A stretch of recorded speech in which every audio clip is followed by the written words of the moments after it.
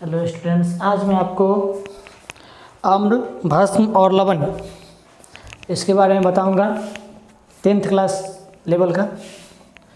देखिए, सबसे पहला टॉपिक है अम्ल।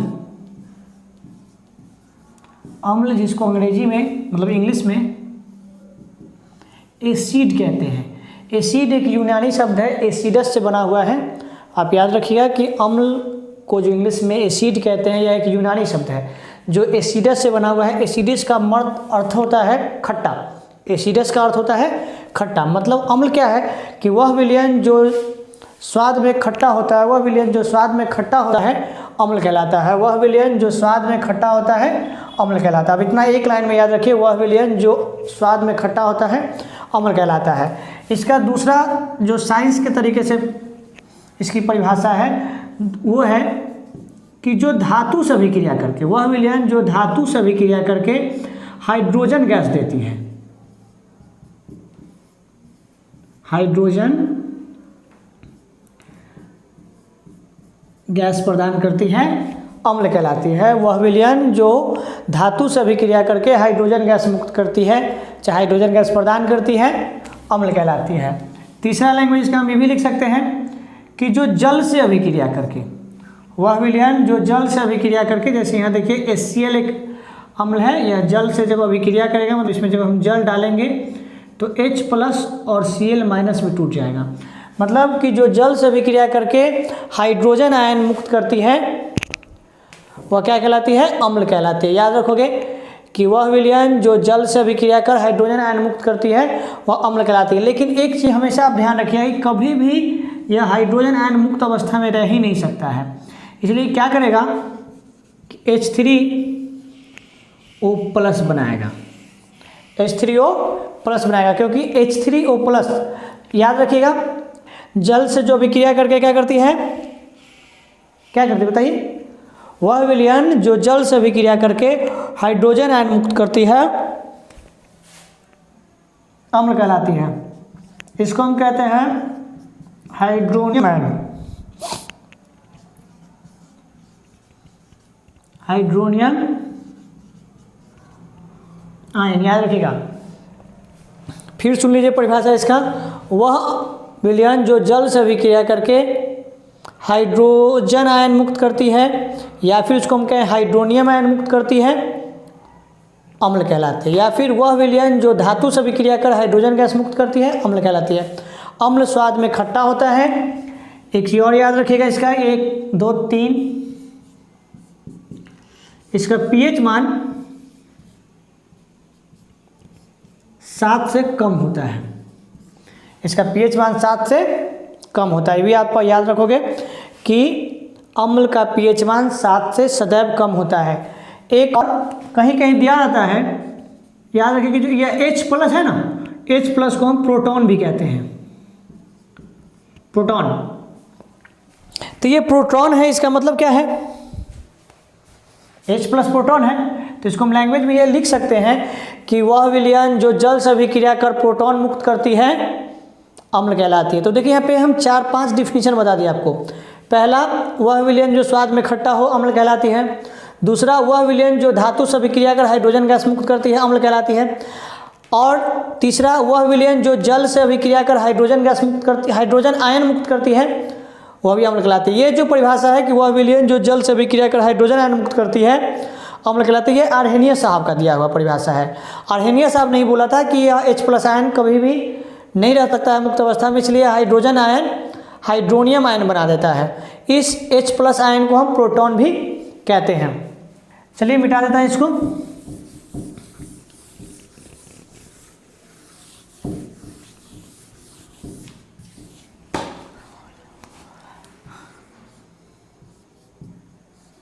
दूसरा टॉपिक है भस्म, जिसको हम इंग्लिश में बेस कहते हैं, BASE। बेस क्या है? बेस तो वह विलयन जो जल से अभिक्रिया करके हाइड्रोक्साइड आयन मुक्त करती है। जैसे देखिए NaOH, NaOH को जब हम जल से रिएक्ट करवाएंगे तो यह बनेगा क्या? Na+ और OH-। यह OH- जो है इसी को हम हाइड्रोक्साइड आयन कहते हैं।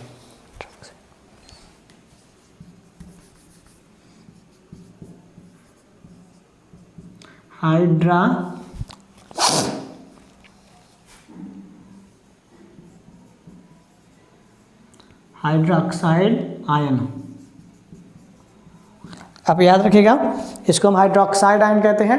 मतलब वह विलयन जो जल से अभिक्रिया कर हाइड्रोक्साइड आयन मुक्त करती है भस्म कहलाती है। वह विलयन जो जल से अभिक्रिया कर हाइड्रोक्साइड आयन मुक्त करती है भस्म कहलाती है। भस्म स्वाद में कड़वा होता है। आप याद रखिए, कड़वा, यह स्वाद में क्या होती है? कड़वा होती है। आप याद रखोगे कि वह विलयन जो स्वाद में कड़वा हो, जल से अभिक्रिया कर हाइड्रोक्साइड आयन मुक्त करती हो, भस्म कहलाती है। 1, 2, तीसरा, इसका pH वैल्यू मतलब pH मान 7 से अधिक होता है। इसका pH मान 7 से अधिक होता है। आप याद रखिएगा कि इसका pH मान 7 से अधिक होता है। और तीसरा टॉपिक बता दिए। चौथा देखिए, क्षार। तो क्षार किसको कहते हैं? कि जब भस्म में जल मिला हुआ हो, मतलब वह भस्म जो जलीय हो, मतलब जलीय भस्म को क्षार कहते हैं। जलीय भस्म को क्षार कहते हैं। आप याद रखोगे कि जलीय भस्म को क्षार कहते हैं। मतलब वह विलयन जो, मतलब वह विलयन जिसमें जल, मतलब वह भस्म जो जल से बना हो। H2O में यदि कोई NaOH कुछ भी मिला दे तो यह जो विलयन बनेगा, इस विलयन को हम क्षार कहेंगे। ठीक है, मतलब जल में मिले हुए विलयन को ही क्षार कहते हैं। अब ये क्लियर? आप याद रखोगे भस्म का परिभाषा, डिफिनीशन क्या? वह विलयन जो जल से अभिक्रिया कर हाइड्रोक्साइड आयन मुक्त करती है भस्म कहलाती है। दूसरा, वह विलयन जो स्वाद में कड़वा होती है भस्म कहलाती है। तीसरा टॉपिक अब है लवण। लवण किसे कहते हैं? लवण को अंग्रेजी में सॉल्ट कहते हैं।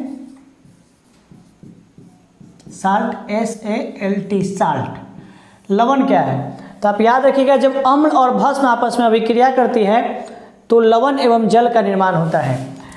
यार एक लाइन का परिभाषा, अम्ल और भस्म आपस में जब अभिक्रिया करती है तो जल एवं लवण का निर्माण होता है। अम्ल और भस्म जब आपस में अभिक्रिया करती है तो जल एवं लवण का निर्माण होता है, या फिर लवण एवं जल, इसको प्लस करके लिखेंगे जल। जैसे देखिए H2O प्लस NaOH, ये बनेगा क्या?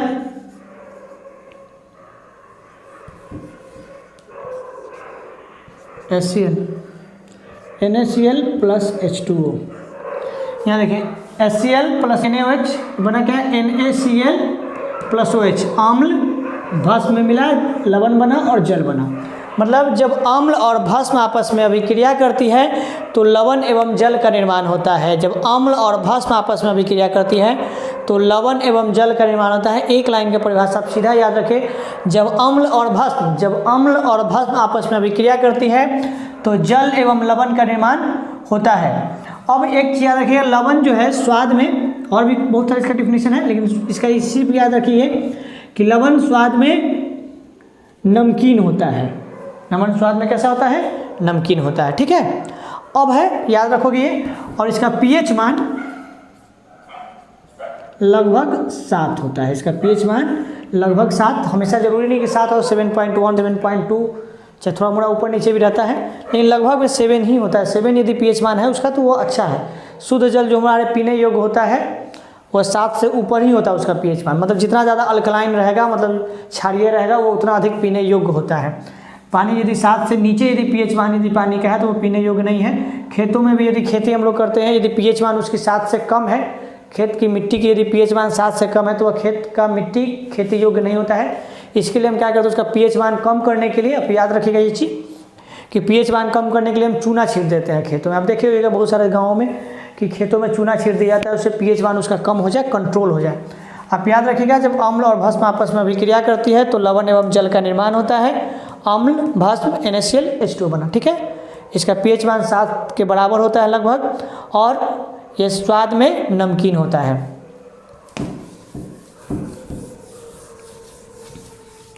अब आती है बात अम्ल के प्रकार कि अम्ल का प्रकार कितना है। तो अम्ल को आप याद रखोगे दो भाग में बांटा गया है, एक सांद्रता के आधार पे और एक शक्ति के आधार पे। अम्ल को दो भागों में बांटा गया है, एक शक्ति के आधार पे और एक सांद्रता के आधार पे। हम पहले शक्ति के आधार में बांट लें। शक्ति के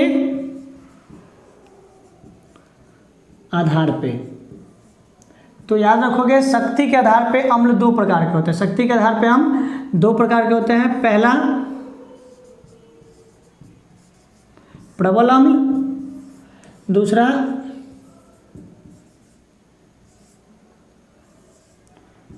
दुर्बल अम्ल। पहला प्रबल अम्ल और दूसरा दुर्बल अम्ल। याद रखिएगा प्रबल अम्ल और दुर्बल अम्ल। प्रबल कहने से क्या पता चल रहा है? प्रबल कहने का मतलब यह है कि वह अम्ल, देखिए इससे पहले उसको छोड़िए, अम्ल को आप देखिए ना, प्रबल मतलब कोई हेल्दी उल्दी है एकदम ठीक ठाक तो प्रबल है, और शक्तिहीन मतलब पतला दुबला मेरे जैसा तो दुर्बल अम्ल हो गया। लेकिन हम तो अम्ल नहीं है। यहाँ पे आएगी बात, जैसे यहाँ पे देखिए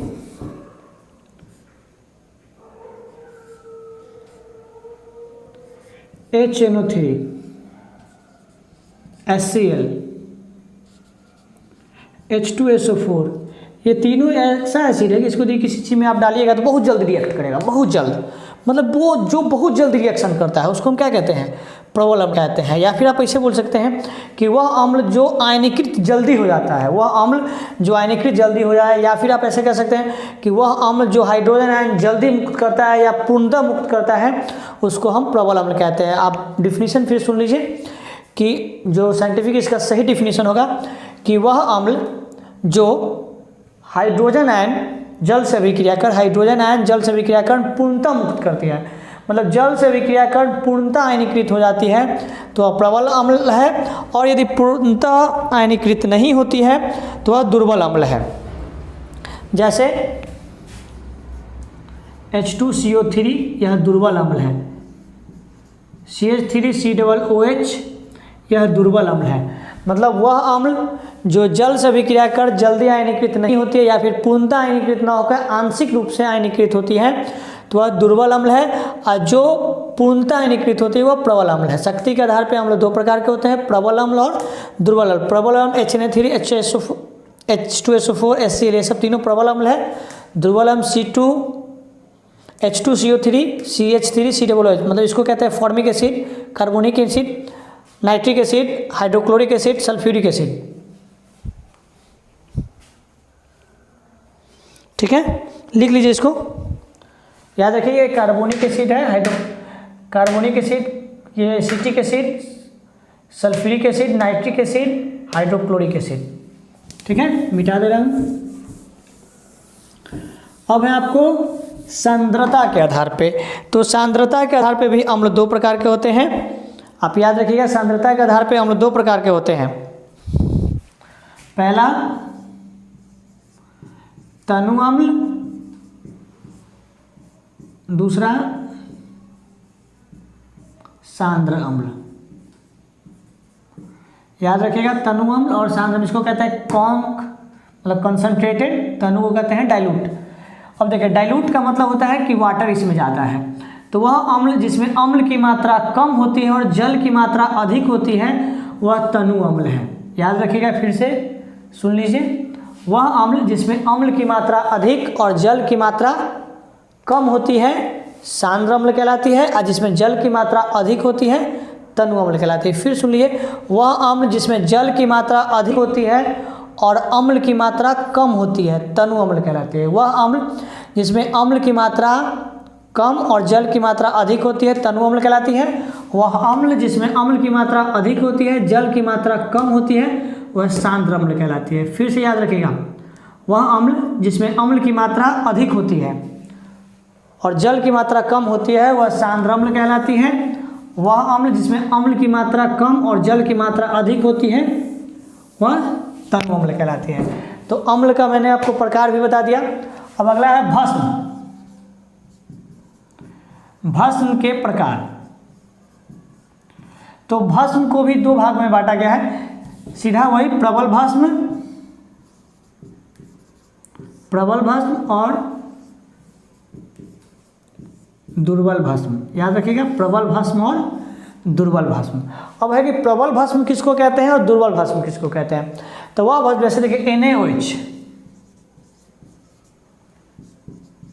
KOH, ये सब प्रबल भस्म है। ये जब जल से अभिक्रिया करती है तो बहुत ही जल्द आयनीकृत हो जाती है। मतलब OH आयन जो OH माइनस आयन जो देती है हाइड्रोक्साइड आयन, ये हाइड्रोक्साइड आयन बहुत जल्द मुक्त करती है। तो चूंकि ये हाइड्रोक्साइड आयन बहुत जल्द मुक्त करती है, तेजी में मुक्त करती है, इसीलिए प्रबल भस्म है।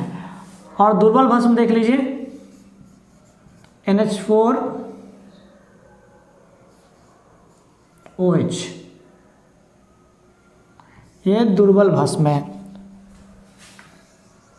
CaOH का होल 2, ये दुर्बल भस्म। उतार लीजिए।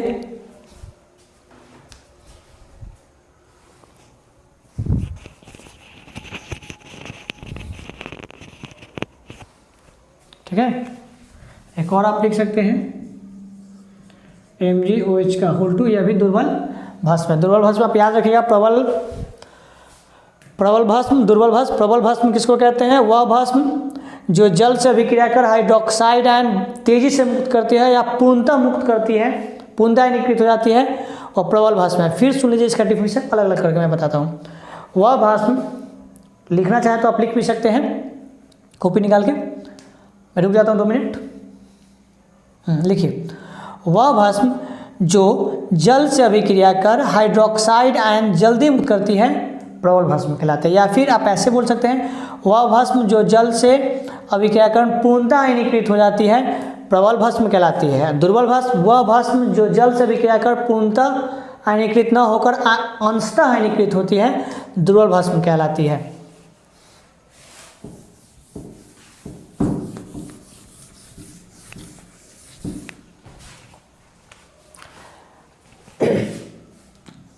अब लवण का प्रकार।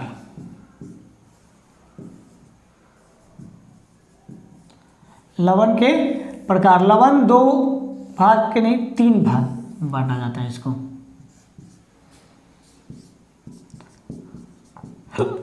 सामान्य लवण,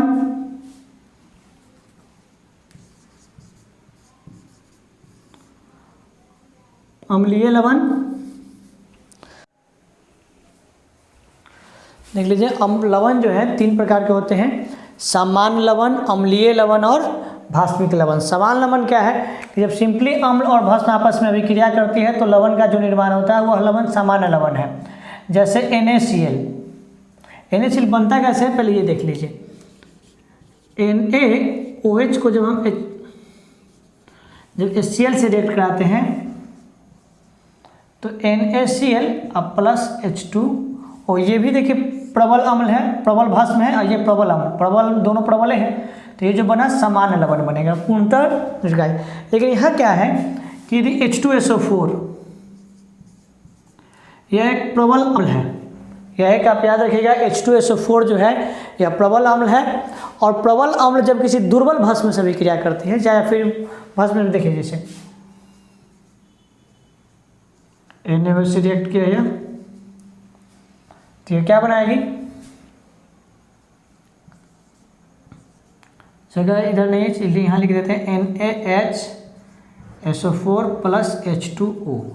इसमें एक चीज़ देखिए कि यहाँ पे हाइड्रोजन बच रहा है, मतलब इसमें एक हाइड्रोजन भी आ गया। ये लवण है परंतु इसमें एक हाइड्रोजन ऐसा है जिसको हम विस्थापित किया जा सकता है। तो मतलब वह, अब देखिए आप पहले इसका साइंस से समझ जाइए, वह लवण जिसमें विस्थापन करने योग्य हाइड्रोजन रहता है उसको अम्लीय लवण कहते हैं। इसको आप उतार लीजिए, उतार लीजिए, अच्छा रहेगा। कॉपी में देखिए छोटी छोटी चीज़ें हैं, इसको उतार लेने में से अच्छा रहता है, आपके लिए भी अच्छा रहेगा और हमारे लिए भी अच्छा रहेगा कि मैं आपको समझा दूंगा सही से।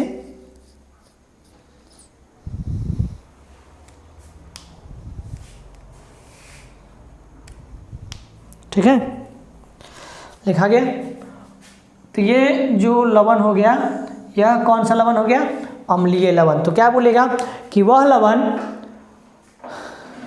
जो प्रबल अम्ल और दुर्बल भस्म के मिलने के कारण बनता है अम्लीय लवण कहलाता है। वह लवण जो प्रबल अम्ल और दुर्बल भस्म के मिलने के कारण बनता है अम्लीय लवण कहलाता है। वह लवण जो अम्ल और भस्म के समानता मिलने के कारण बनता है सामान्य लवण होता है। इसमें थोड़ा भी अम्ल और भस्म किसी का गुण नहीं होता है, सिर्फ और सिर्फ लवण का गुण होता है। लेकिन यहाँ जो लवण प्राप्त हुआ है इस लवण में थोड़ा सा अम्ल का गुण पाया जाता है, इसलिए यह अम्लीय लवण है। तो अम्लीय लवण है क्या? वह लवण जो प्रबल अम्ल और दुर्बल भस्म के मिलने के कारण बनता है उसको अम्लीय लवण कहा जाता है। आप याद रखिएगा हमेशा कि वह लवण जो प्रबल अम्ल और दुर्बल भस्म के मिलने के कारण बनता है अम्लीय लवण कहलाता है। भास्मिक लवण क्या है? तो वह लवण जो प्रबल भस्म और दुर्बल अम्ल के मिलने के कारण बनता है। वह लवण जो प्रबल भस्म और दुर्बल अम्ल के मिलने के कारण बनता है वह भास्मिक लवण कहलाता है। जैसे देखिए PbOH का होल 2 प्लस, हम उम्मीद करते इधर दिखाई दे रहा होगा, चाहे इसको मिटा दूँ, थोड़ा सा इधर लिख देता हूँ कहीं वहाँ नहीं दिखाई दे कहीं, ये कैमरा तो हम देख नहीं रहे हैं। PbOH का होल 2 प्लस HNO3। अब आप थोड़ा गेस कीजिए तो इसमें क्या बनेगा, गेस करके देखिए।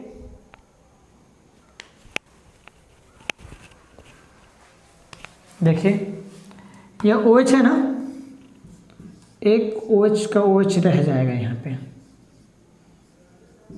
और NO3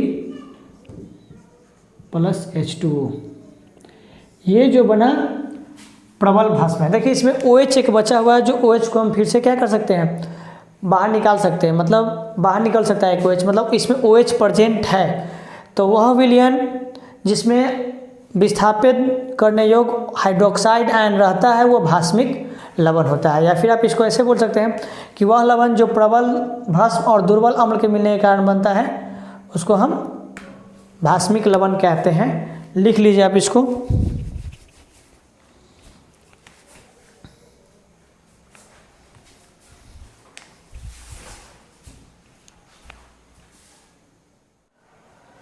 मैं कुछ सामान्य लवण, अम्लीय लवण और भास्मिक लवण तीनों का उदाहरण दे दिया हूँ, आप इसको उतार लीजिए। और हम आशा करते हैं कि आपको ये चैप्टर समझ में आया होगा। यदि कोई डाउट है तो आप कमेंट बॉक्स में या फिर हमारे व्हाट्सएप